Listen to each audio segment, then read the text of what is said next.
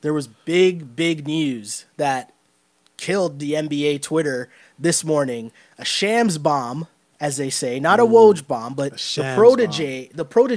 He's dropping. Protege. He's dropping the breaking news now. I can't speak English all of a sudden. The protege of Woj, Shams, tweets out early this morning that Jimmy Butler has been traded to the Philadelphia 76ers. Now, the full deal is Jimmy Butler, Justin Patton to Philly for Robert Covington, Dario Saric, and a second-round pick. Now, there's a lot of things that were going on in Philly, obviously, as we've talked about the fact that there was drama from that crazy practice that happened earlier on. We know, obviously, Jimmy and the kids, in terms of Towns and Wiggins, weren't really seeing eye to eye. This whole saga was taking so long to play itself out, and it seemed like Tibbs was trying to just hope that once the season started, it would all work out. And that didn't happen. As Woj points out, that after a winless 5-game road trip that ended with the Sacramento loss on Friday night, Tom Thibodeau had come to the realization that the Wolves couldn't win with Butler in this dysfunctional environment, sources said. He told associates that Minnie wouldn't play another game with Butler. So once that happened, the moves are out there. And was forced, man. I just want to get your take on the actual trade. Who do you think won the deal? Well, we know who won the deal.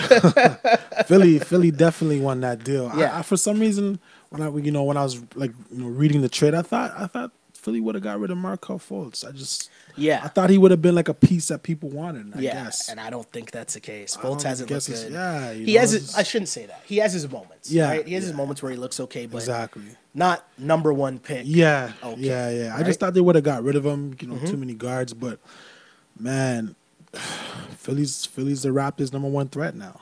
Oh, okay. That's how you're ranking them. They have to be. That's how you're ranking them. Okay. They have to be. To me, it's an interesting trade because, of course, I always live by the old adage that who if you get the best player in a deal, you win the trade. Exactly. Right? It's always that simple to me. I like Covington and I like Saric, but neither of those guys are stopping me from getting an all-star. No. Which is what makes the Miami thing so weird to me. Right. Because it came out that part of this whole holdup with the deal was that Minnesota was reluctant to make a trade within the Western Conference. They really were focused on trying to ship Jimmy to the East. They're taking Popovich rules. Exactly. They really wanted to send him to the East. And so Miami pulled out because they didn't want to give up Richardson. Now, Richardson's okay, but again, he's not stopping me from getting an all-star. That makes no sense. I would think they would take Justice Winslow over Richardson. They didn't want to add. Maybe they wanted both, and they didn't want to give away both. That could be it. They don't want to do the package. Maybe, but again, those guys are not stopping me from getting an all-star, right? Absolutely not. Yeah. Someone in the chat says, "Is OG better than Fultz?" Yes, I'd rather have OG than Markelle Fultz right now. That's obvious. That's obvious. Masai doesn't even take that call. That call doesn't even make its way to Masai. Right? That's an email, guys. That calls the email. Right? Email. So it's crazy just to see what's happened with Philly. And now when you look at this team, are you worried about how Jimmy Butler might fit in with, he had trouble with the Young Bucks there, but he also had some tension in Chicago before that breakup happened. Are you worried about how he'll fit in with Simmons and Embiid? No. Not worried? Nah. You think basketball... This is what Philly needs. Okay. This is what Philly needs. Yeah. And from what I've heard and read about Embiid and Simmons, this is the type of guy they want on their team. Some veteran, tough-nosed leadership. Yeah. This is what I can see. Okay. I think he's gonna want to stay there long term if he's smart. Well, it's already come out that, again, this from Woj, who said, could I find it here? Woj said that Jimmy Butler and the Sixers fully expect to reach a deal on a long-term contract this summer. League sources tell ESPN.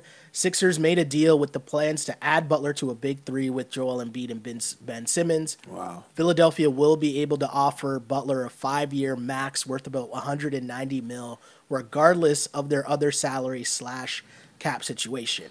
Any other team is only able to offer 4 years, $141. Wow. So right now, barring anything crazy going on for the rest of the season, looks like this is a long-term move for Philly. And he's playing in an easier conference. That's just the reality of it. So if I'm Jimmy Butler, I take the deal and he's not a young guy either. He's like 32 years old. Yeah. So he a lot of injuries as well. So his career is on the down for sure. It's not on the up. No. So if I were him, I would just take it and enjoy the ride. Yeah, enjoy the ride, mentoring this young Philly team. Yeah, they're a good team right now. They kind of need that toughness, and I feel if you go back to how hard fought that series was last year in the playoffs with them and the Celtics, was it? Mm-hmm. Yeah, they kind of needed that like tough guy that vet to kind of take the reins and settle things down when Simmons was struggling, right? Exactly. So, yeah, super interested to see how that all plays out in Philly. And shout out to the people on Instagram, but I'm going to have to say goodbye to the Instagram people right now because I'm going to use this to try to call up my guy Andrew Webster right now. Call him up. So, Instagram people, if you want to continue to watch this feed, go over to Twitter at Shell Alexander or Beals MTG. Beals BTMG. I'm doing IG Live as well, man. So there's still ways for you to listen. And I see the comments here. Milwaukee still scares me more than Philly, and Simmons is overrated. Oof. Some countering points there. But, you know, I'm going to try to get a hold of Andrew Webster right now. So apologies later, Instagram. Everybody else, stay tuned. We're still here. We're still talking ball. Exactly. And again, that's funny. Straight shunned on IG. Don't worry. You can listen to the rest of it. It'll still be out there. Right? It'll still be there. I got to call Webby and get his take because the man's live in Philly right now. What better thing to do than to call a man right at the scene of everything? And, you know, as always, as I like to say, we are the Ball on Blast podcast, which is unpolished and later Instagram, unpolished and unapologetic, right? So we always got stuff on the go. We always got stuff on the move. We're always trying to do different things here, right? Trying to make innovative, different ways to hit you with the goodness of what we got, right? So let me see if I can get Webby up here on the line. Yes, we're calling him, and you can hear me calling him. So, Mr. Andrew Webster, you are live on the Wrap It Up podcast, my dude. How you doing? How you guys doing? We're good, brother. What's going on? Hold on. Give me this. Not too much. Give me the scene right now. Where are you right now, Webby? Right now we're in Fishtown in Philadelphia. I'm at my buddy's bachelor party. I'm actually being handed the blunt right now. Keep it gangster. Keep it gangster. We were just at hold on. We were just at a cheesesteak place a little earlier. Now we're drinking Miller Lite, celebrating the 76ers getting Jimmy Butler. So let me know, what was your first take as soon as you found out that this deal was official? What was your initial reaction? So initial reaction was, that's all we had to give up. Like I kept waiting for the second notification to come in and like, oh, Covington, Saric, a second rounder, and something else, but it never came. I mean, like, to get Jimmy Butler for that, and then you get the notification that he wants to sign long term here. Well, yeah, it's crazy. Yeah, man. It is crazy, right? And that's the thing too, because we mentioned earlier that this deal didn't go through with the Heat because the Heat didn't really want to give up Richardson. Yeah. And I'm thinking Richardson's not stopping me from getting an All-Star, and I feel the same way about Covington and Saric, right? Exactly. Those guys were never going to be All-Star players. Right? So are you worried at all? And again, people just joining us now on the Wrap It Up podcast, we're joined by my co-host on the Ball on Blast podcast, which is my guy, Andrew Webster. Of course, Ball on Blast podcast is Friday mornings. Friday mornings, you can always catch it. It's released each and every Friday morning where we go across the entire NBA. But, of course, in special circumstances, I got to call my guy Webby, who is a huge Sixers fan and who also happens to be in Philly. In Philly. Dude, literally, I got the news. Get this. I got the news as we were driving past Bill Cosby's house. Wow. I don't even know. What am I supposed to say to that? Wow. That's the truth. That is the double truth, man. That Were the lights on? Were the lights on? Oh, man. No. There was nobody home. Wow. Webby. Jeez. Yo, let me ask you something. Okay, so now you're bringing in a very, strong personality in Jimmy Butler. We know that Embiid is a very strong personality as well. Are you worried even a little bit about how the personalities might clash in the locker room? I'm not, because you know what? Winning solves everything. And if he can come in and really and do what Jimmy Butler does, which is give this team a really good defensive identity and as well fill up the hoop. Like, if they go on a run with Jimmy Butler, I think everything's going to be fine. The only thing that I'd be worried about is that if they get off to a slow start, everybody's going to be in the media. Was this a good deal? But the thing is, it's like, even if it doesn't turn out to be the best deal, like, to get a player like Jimmy Butler and only have to give up Saric and Covington, it's still a success. I totally agree. I think Elton Brand, this is obviously his first big move as GM in Philly. That's a great first move, right? That's a big move, man. Right? That's a big move. To me, and that's what you do this trade every day of the week, no? Like, I don't even hesitate to do that. It's not a hesitation trade. And that's what we were saying. I mean, for this to be Brand's first move, right, to, like, continue this process, like, that's what the city wants to see. Also, too, so now we know the Raptors just demolished the Knicks. Raptors still sit atop. Yeah, dummy the Knicks. Still sit atop the Eastern Conference at 12-1. Now, we know that the Bucks beat the Golden State Warriors very recently. The Boston Celtics are struggling, but you still expect them to be there at the end, right? And now with this move in the Sixers, I'll start with Beals first. How do you rank the top 4 teams in the Eastern Conference as of right now? Side note. Okay. I like the Bucks, but I'm worried. Oh, okay. Because I think the Bucks only go as far as Giannis takes them. True. So if he gets hurt, where are they? Okay. Who's going to pick up the slack? Middleton? Okay. Yeah. Is he that good to drop what Giannis is dropping every night? I don't know about that. Yeah. But I go Raptors, Philly, Milwaukee, and I'm going to say Indiana. Raptors. Hold on. Raptors, Philly, Milwaukee. And Indiana. Okay. And then Indiana over Boston? Yeah, right now, yeah. Wow. Right now, yeah. Because Boston has to get rid of somebody, bro. You gotta get rid of 2 players at least. There's no chemistry there.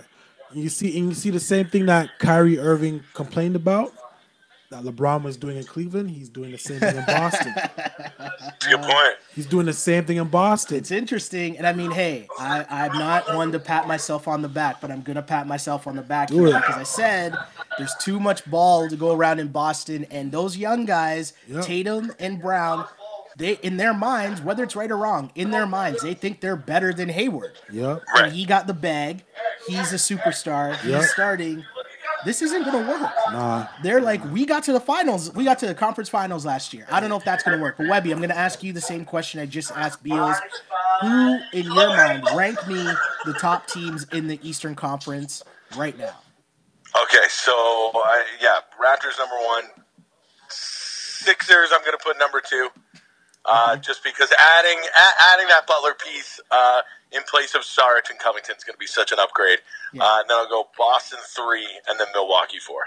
I just think that the Coach Stevens is, you know how much I respect Brad Stevens. Mm-hmm. And I think the coaching is going to show through this rough patch with the Celtics. I don't think this is going to be an all-year thing. I think if they're going to make a move, it's going to be sooner rather than later. And if they don't, I got my faith in Brad Stevens that they're still going to be a top 3 team in the East. Okay.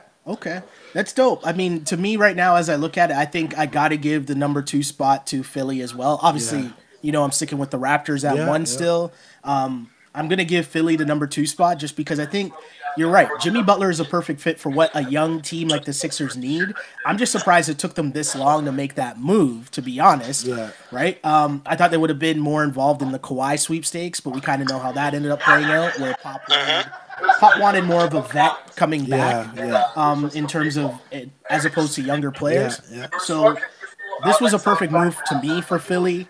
I think they're a dangerous team. I think they're, we might not see it in the regular season, but a playoff team, they are a nice-looking playoff team. Because when it gets tough, that's Jimmy Butler's perfect for that, when it breaks down and you need a defensive stop. You need a bucket. When the game gets slower, and you need something in the half court, he's like the guy you rely on. Exactly. I think Philly was I think they're kind of, waiting to see how Markelle Fultz would look. Yes. I think that's why they never pulled the trigger. I think they're trying to see how good he would look. Yeah. And they're like, well, he's not looking that good. Yeah. We got to make a move now. Look how good the Raptors are playing. Look how good the Bucks are playing. Yep. Boston's there. Indiana's there. You got to keep pace. They had to do something to keep pace. Yeah. As I go to the chat group here on Periscope, we got a comment here that says Jimmy has to be on his best behavior or it's a wrap, public perception wise. Yeah. I mean, I don't think Philly, Webby, correct me if I'm wrong. Philly's fan base doesn't care at all. Like, as long as they're winning, Philly's fan base doesn't care, right? Look at AI. Absolutely. What's the mood like? I know there's a big game, a big football game this weekend, but what's the mood like? Yeah, which I will be at. I will be at the Sunday Nighter. But the mood is good. Like, people were talking about on the streets. My buddy showed up from New York, and he came into town, and the first thing he said, he was like, yo, Jimmy Butler. I was like, how did you know about this? Because he's not even a big sports fan. He was like, yo, I heard people talking about it on the streets. Wow. Word travels fast, man. Word travels fast, and Philly is a great sports town. So much like we were talking earlier about, it sucks seeing the Knicks so bad, but if the Knicks are even decent, it's great to see that. Philly's another one of those teams where it's like when their team is relevant because they have such a passionate fan base, it's great to see. Webby, I'm going to give you, I'll let you close out your take here, and then I'll let you get back to your bachelor party festivities. But overall, you're ecstatic with this move? Yeah, really happy. And I'll leave you guys with a story. So last night I got into town and just saw my buddy and like a bunch of my friends. And one of my buddy's brother-in-law, he had the hottest take that I've ever heard. Okay. He said that he says that Markelle Fultz is going to be a better He said that Markelle Fultz is going to be a better pro than Ben Simmons will. And I had to like take a step back. What? Okay, why? Wow. I had to take a step back, and he was like, because Markelle Fultz will eventually learn how to shoot. But I was like, I had to take a sip of my drink. Even that one caught me a little. That one caught me out of the blue. I was like, yo, I know I'm in Philly when I'm hearing these hot takes. Well, Webby, thanks for taking time and joining us, man. And of course, again, you can catch myself and Andrew Webster each and every week on the Ball on Blast podcast. It's under the exact same feed. So wherever you found this podcast, you can also find the Ball on Blast podcast as well with my guy, Andrew Webster. Webby, thank you for joining us from Philly and taking time away from the bachelor party. Appreciate you, fam. Webby, peace, man. Yo, it's all good, man. Yo, congratulations to the Raptors. You guys keep it up. These post-game shows are fucking awesome. Philly shows the love. We got listeners down here. We're worldwide here at Ball on Blast. Hey. Later, my dude. Thanks, man. Later, boys. Peace.